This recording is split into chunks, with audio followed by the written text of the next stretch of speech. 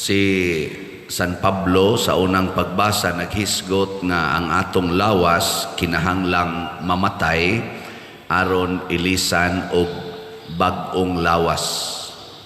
Ganahan mo bag-ong lawas?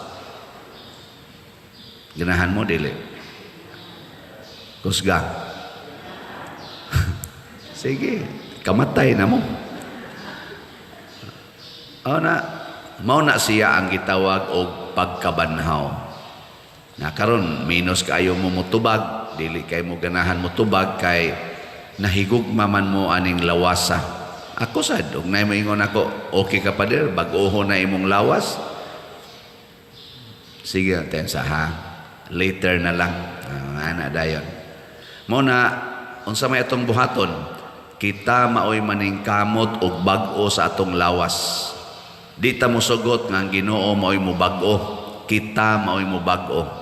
Mao na inyong mga lawas, hala sige yung palitan ng mga gamit para sa lawas aron bag-o ang imong naong kuno, ang imong porma bag-o. Ganahan ta ana. Pero wa man tay kapasidad ngano man liso rata. Liso ra ba? Ang liso dili makapaturok siyang kaugalingon. Kay pag kuha mo liso sa mangga, liso sa unsa kanang mga binhi. Pagkuha mo, ibutang sa inyong butang og kanang kuan ba kanang sayon anang sudlanan ba? Nya ibutang sa inyo tanawag mo turok ba na siyang siya ra. Dili no. Hangtod na lang na siya kanos mga utitod, kanos tukaon sa mga langgam. Nagkinahanglan siya og unsa man aron moturok, nagkinahanglag yuta nga umog, kanang yuta nga naay tubig. Mo na iyang gikinahanglan nya ngano man kay ang yuta modunot sa liso. Nya inigdunot na sa liso mosugo dayon og buswak ang bag-ong tanom. Mao na siya. Ayaw bag-uha imong naong pinaagi ang mga cosmetics uban pa diha gagasto-gasto lang ka. Ana. Dunay makabag-o nimo. Og unsa man na makabag-o nimo? Ang pulong sa Ginoo. Mao na ingos Kristo diri ang namunga mautong mga tao nga naminaw og nagtuman sa pulong sa Ginoo ug mipadayon. Dili lang karon, minaw mo karon. Is Lord mangumpisal jud karon kay Lenten season baya ron. Ana. Pag humagkumpisal, himo na sa mga yawanon. Ug magkalisod na ga-cancer, hala magbag-o ko Lord kay cancer pa man. Pero ini kahuman na, balik na sad. Dumot na sad. Magbinuotan ko ron kay mo take ra ba kos board exam, may na mabless ko ni Lord, ighumas board exam, pasar nga, ala, tanan na sang kabuang gibuhat. Naamo ana no? Sana mamudya mga patay na mo. So, kita gitawag tag liso ni San Pablo, muratag bag-ong liso. Sana daang liso nga malaya niya matay. Pero si Kristo diri sa atong ebanghelyo mitawag nato nga yuta. Kita di ay liso og yuta. Depende na nato kung himuon ba nato ang atong kaugalingon nga yuta nga agianan, katong bantok nga yuta, yuta nga batuon, yuta nga sa to sampinitan o maayong yuta. Kita'y magbuot ana kay kita liso at the same time yuta. Gilingi ay mong tupad. Unsa may gusto nimo mahimo kang maayong yuta, kay pangutan ako no. Or ingno nimo unsa man karon maayo kang yuta. Mao na siya. Ingkadi man sad ta mahimo tingaling binhi pader kay niingon mas Kristo nga ang pulong sa Ginoo itanom dinhi sa yuta. Sa ato pa kita yuta kita. Nya lata ra man sad ta. Mahimo man tang yuta. Yes, tinuod na, pero pamalandong na ko ganiha. Sugod pagabi gahunahon na ako tinuod, no? Si Kristo gitawag og ang pulong nga nahimong tao. Kita unsa man ta?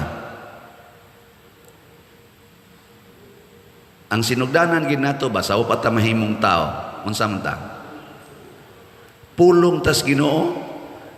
Ang atong kaugalingon naa na sa hunahuna as Ginoo nya iyang gipamulong sa Book of Genesis ningon siya, let us create man and woman. O di pulong. So kanang tao nga matao kita pulong tas Ginoo nga nahimong tao. Muna bisag unsaon pa natong paningkamot nga mamabdos ang usa ka asawa ug di gyud mohimo og pulong ang Ginoo, di gina mamabdos ing kanana na may kuan pa der kanana ang singanana kanang test tube. Pero ang naghimo gyapon ana kanang naas test tube unsa may naa diha? Ang kadto gyapong mga cells nga gikas gid wa sila maghimog cells, sperm cell, egg cell, wa sila maghimo, nangawat ra sila sa tuas hinimos Ginoo nya ilang gi sagol-sagol. Sa to pa ang raw materials gikan gyapos Ginoo. Nya ang tawag ana sinful kay gano man kinawat dili natural. Mao na ang magpa-test tube baby anang maghimo og kanang scientific fertilization makasala kay nangawat ka wa ka mananghid. Na ang pulong sa Ginoo mo'y nakapahimo na tong tao. Sa ato pa kita mao ang pulong nga nahimong tao, kita sad mao ang yuta nga tamnan sa pulong sa Ginoo. Kanus aman ta magmalipayon kaayo? Kanus aman kun ang pulong sa Ginoo atong sundon. Kay ngano man pulong man tas Ginoo nga nahimong tao. Sa ato pangato sang gipangita nga katagbawan pulong sa Ginoo. Kamo pano be? Kumusta man? Malipay ba mo ron kung makadungog mo sa pulong sa Ginoo?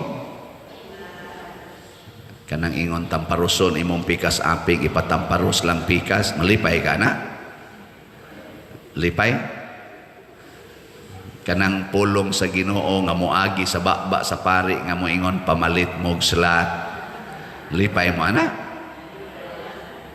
Depende na ninyo.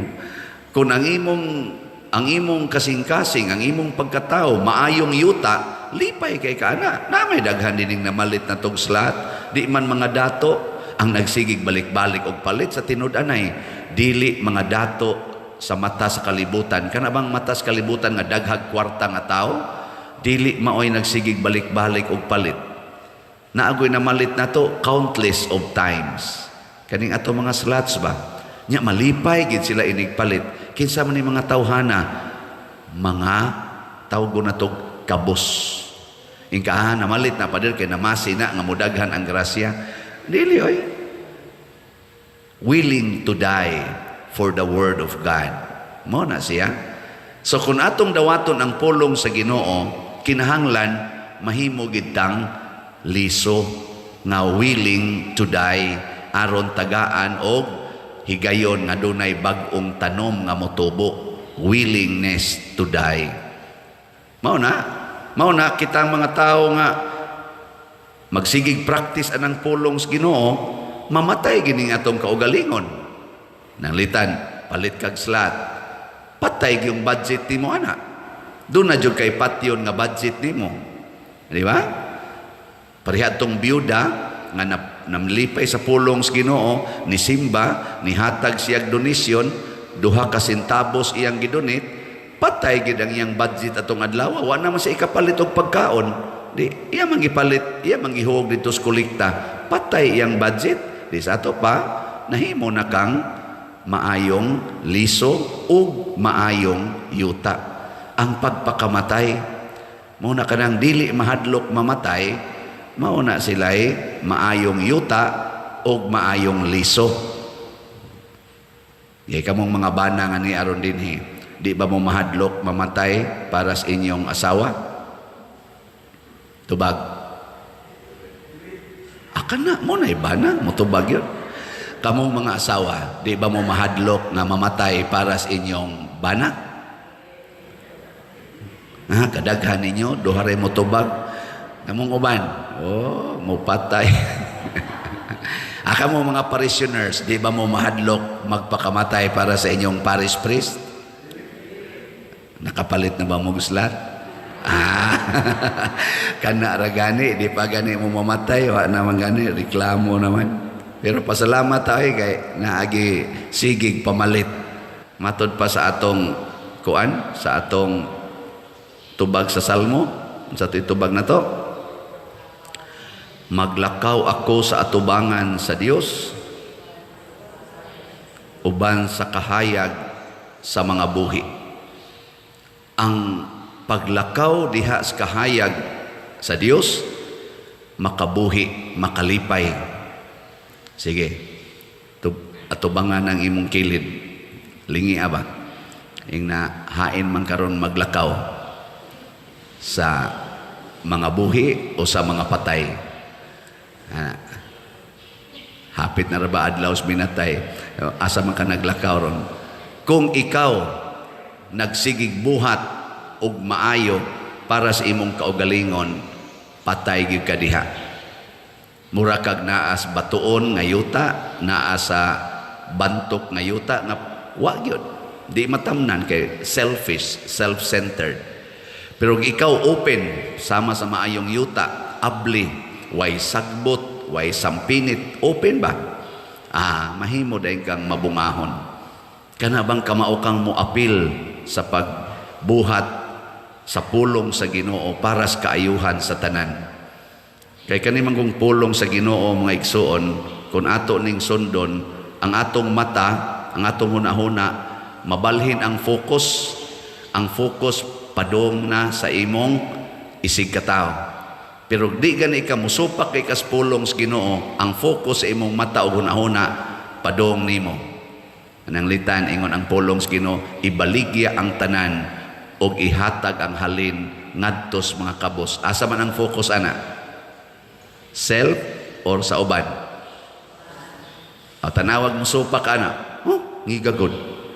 Ang akong palitunon, palit pa kong sakyanan, napukoy alahas, ilisanan ko pa ning akong mga bisti, ganipang akong balay, ako pa pa. Pulos na focus din mo. Di nakaganahan dito, kaya nisupak man kas pulong sa Ginoo. Sige, kanang pulong sa Ginoo nga nag-ingon, higugmaa imong kaaway. Sabay focus ana, self o ngadto. Sige, supakan na. Di ba mo ingon dayon ka, maunsa pa lang ko, ngigagod. Di ko mulikay, nga ako ning kaugalingon, ako na i-preserve ay. Paduol gyud ko ng animal dako, maunsa pa lang ko, abusado ra ba kay na? Muana ka.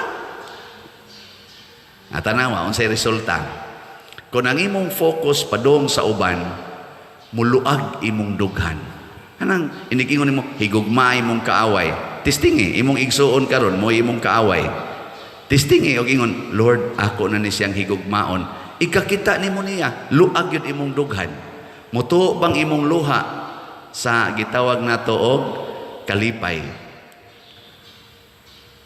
Anong di man mo mutuo? Tistingi lagi. Kanang mukuan ka, kanang panalitan, Lord, ipalit unta ni nako og bagong kwintas, bagong singsing, o sa diha, relo, cellphone. Ako lang nang ipalit og slot. Tistingin ninyo. Diba? Nindot kay imong bation. Lahi ra gyud ini kadawat timos bagong alahas kay magsige na sa kagunahuna. Asa ka ko nitipigan nga di makawat ni arabay adik nako dining ko anda makawat unya ni. Mahadlok na kahinon. Pero ipalit og slot. Nya labi nag imong ipakapin og sulti. Lord, palit kog slot para aning adik nako nga anak.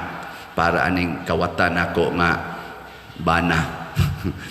Mingon sa bana palit sa kog slot para aning yaw-yawan kong asawa. Tanawa, di ba? Ang epekto, anak, luag imong hunahuna, luag sa diniktan-aw nimo sa imong asawa, relax na ka. Ang sunod, mausap pag yun. Di na magyaw-yaw, magsige na lang paraig. Mingon ikaw, epektibo jud ka, Lord, anak. Di yun makumbinser, no? Pero sige lang. Manindog na ta.